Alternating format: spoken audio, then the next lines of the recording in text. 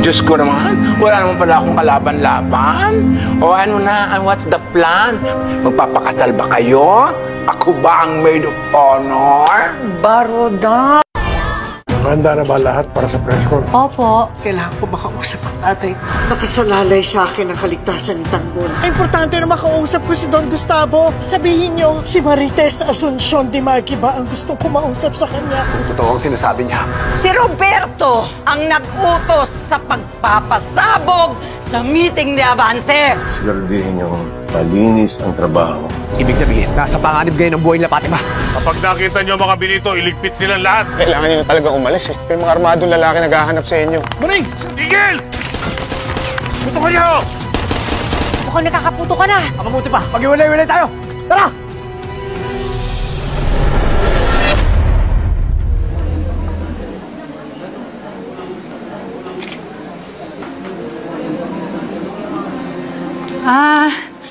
Naku. Pasensya na kayo, ha? Hindi pa kami kumpleto, pero hindi ka na magsimula na tayo, ha? Simula na tayo. Pasensya na kayong lahat. Sa mga oras na ito, nagdadalamhati ang pamilya Guerrero. Tama ang aking apo. Kaya wala rito ang aking asawa dahil sa bigat na kanyang nararamdaman. Napakasakit para sa kanya ang mamatayan ng apo.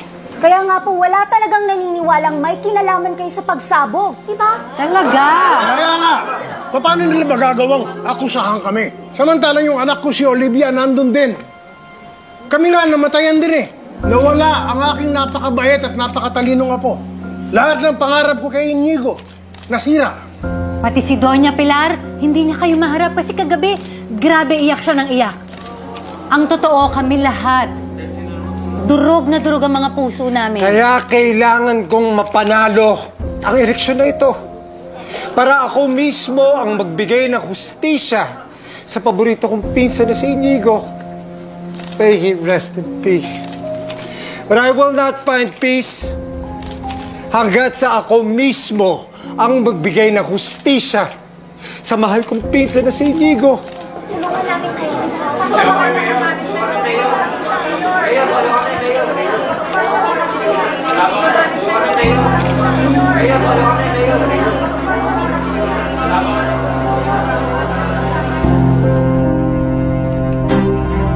Alis na! Kanina ka pa pinapaalis eh! Para awa. Nandito yung babae yan, ha? Into mo. Bababa ko.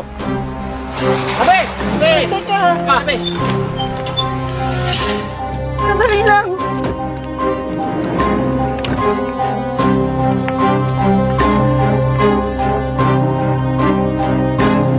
Doña Pilar.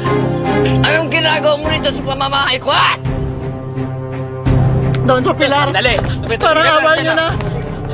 Kailangan ko na makausap si Don Gustavo. Parang awa niyo na. Marami tayong kailangan bagay na ayusin sa mga pamilya natin. Ayusin o manggulo, ha? Hoy! Palabasin ang bastardong yan. Palabasin! Tara na! Alis ka na! Hindi, teka lang. Doña Pilar! Tulad ka lang, ina mo, walang yan! Labas! Wala ho akong plano manggulo. Doña Pilar, parang awa niyo na. Diyan ka lang! Pabayaan niyo lang ako kausapin si Don Gustavo. Parang awa niyo na. Walang makikipag-usap sa'yo dito!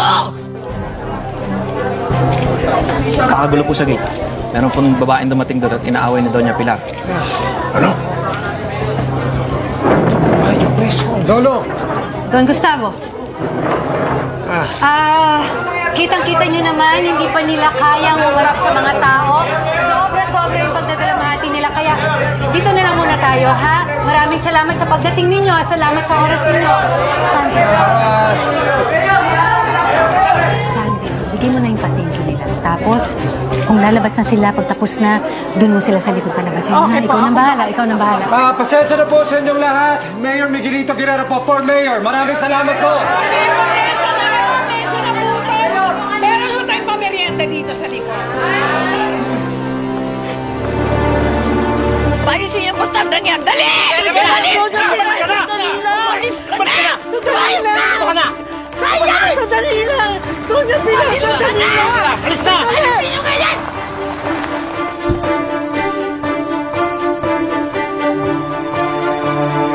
Anong nangyayari dito? Ha? Sandali! Ano to? Sandali lang! Huwag ka makialam dito, Roberto! Huwag ka makialam! Mama, sino ba itong babae na ito? Bakit siya tinatrato na ganyan? Baka wala yata ng kalaban natin. Lumabas ka na! Sorry, Hindi ho totoo yan. Mayor, nandito lang ako. Hindi ako manggugulo. Kailangan ko lang makausap ang papa niyo, si Don Gustavo. Yun lang ho ang pakay ko. Kamaniwala sa kanya! Ayusin ko nga ito, Mama. Miss, medyo samahang paramdam ni Mama at wrong timing to. Siguro mas mabuti, bumalik na lang kayo sa mga araw. Ngayon, nakikiusap ako. Kailangan ko lang talaga makausap ang papa niyo, si Don Gustavo. Kahit sandali lang ho. Importante lang, Mayor. Kamaniwala sa kanya! Umalis ka na! Mama, ano ba talagang pakay ninyo?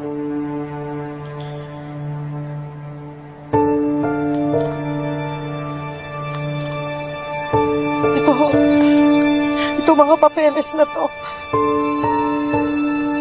Ito ang dahilan kung bakit kailangan ko makausap ang papa niyo, si Don Gustavo. Akin na yung papeles na yan. Akin na. Akin na yan! Tama na! Mayor! Ano ba to? Ha? Akin na! Ba't kailangan pagawa? Ano to? Akin na! Mayor, akin na yung mga papeles. Sige, dali!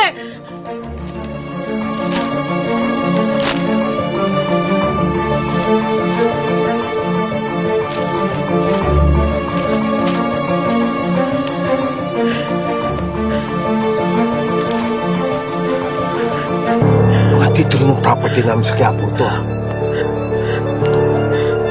Bakit nasa iyo? Bakit hawak mo to?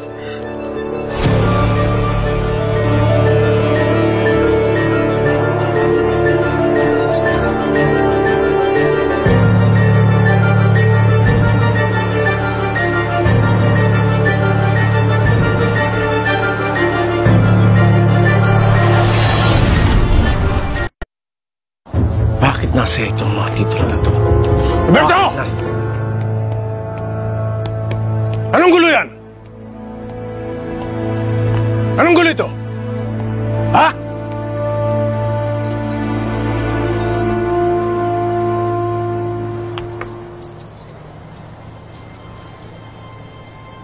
Namumukhaan kita.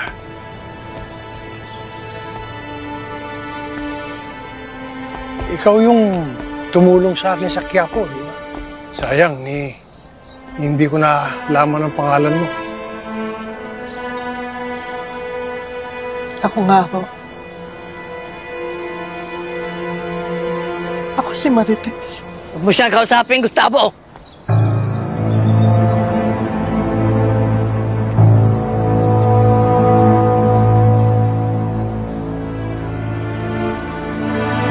Tagal ko nang hinangad na makita kita uli. Gusto kitang pasalamatan. Maraming salamat sa iyo. Mabuti, napunta ka rito.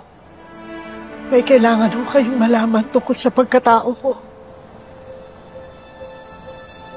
Kaya sagutin mo yung tinatanong ko sa iyo. Bakit nasa iyo ang mga titulo ng property namin na kapangalan kay Matilde Asuncion?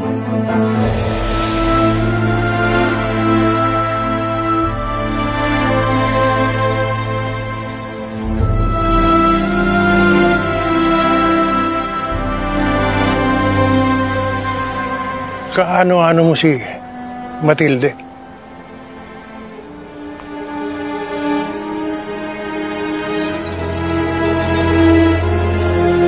Nanay ko si Matilde. Sinungaling! Tumahimik ka, hayop ka! Doña Pilar, kung sino man meron nakakaalam ng totoo, ikaw yun. Dahil nakita mo na kami mag-ina sa ospital, kilala mo na kami. Alam mo na lahat ito, Pilar? Nahanap mo na si Matilde?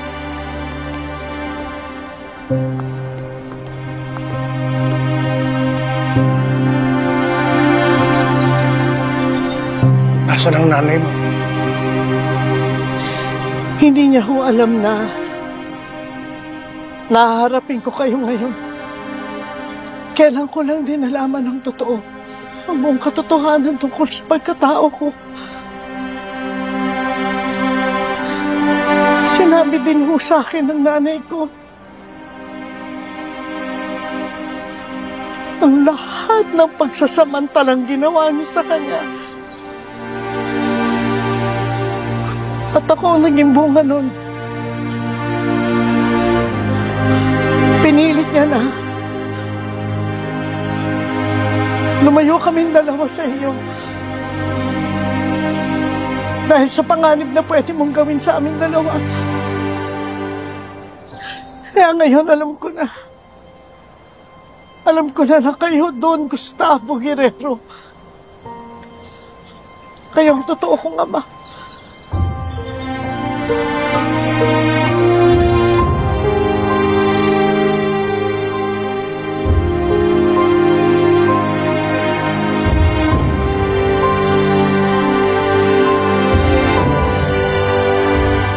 Kay tagal ko kayong hinanap.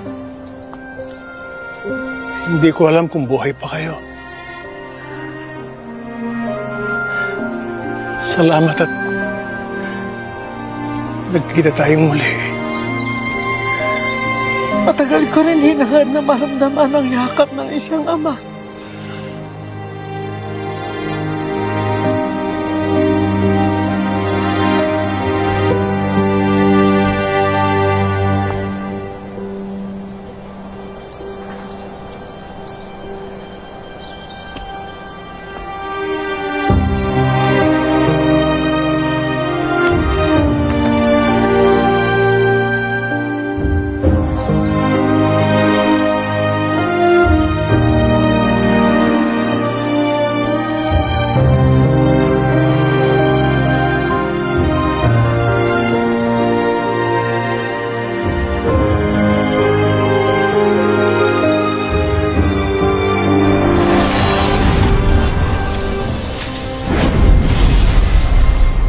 Maaaring may masiselang tema, lengguwahe, karahasan, sexual, horror o droga na hindi angkop sa mga bata.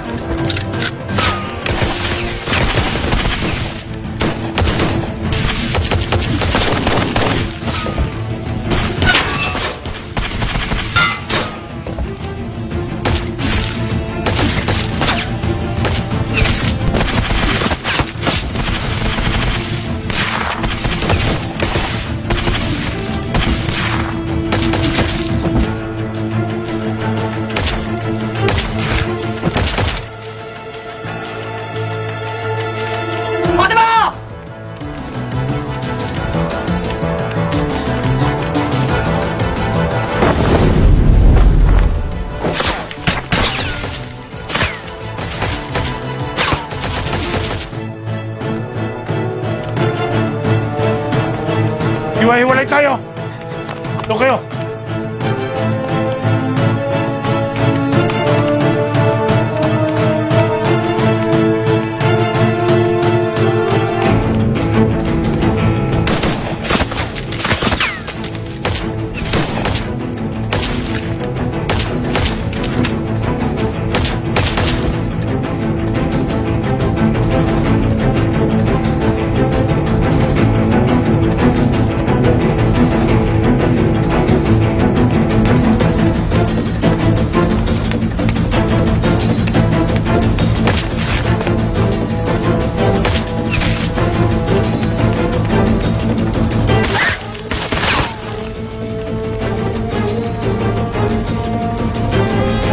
Ibabalik ko na ang lahat ng ari-arian nyo. Tigilan nila sila.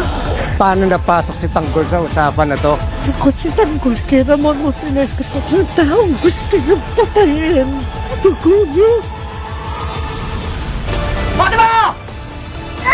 Fatima! Tanggol! Ibaba mo ang baril mo kung hindi pa sasabugi ko ang utak ng babae ito. Kailangan ka pa ng mga tao sa Manila. Kailangan mong matalo ang mga gerero. Iagit mo ang baril mo! Fatima! Iagit mo! Wag, Tanggol! Tama mo, Bobo!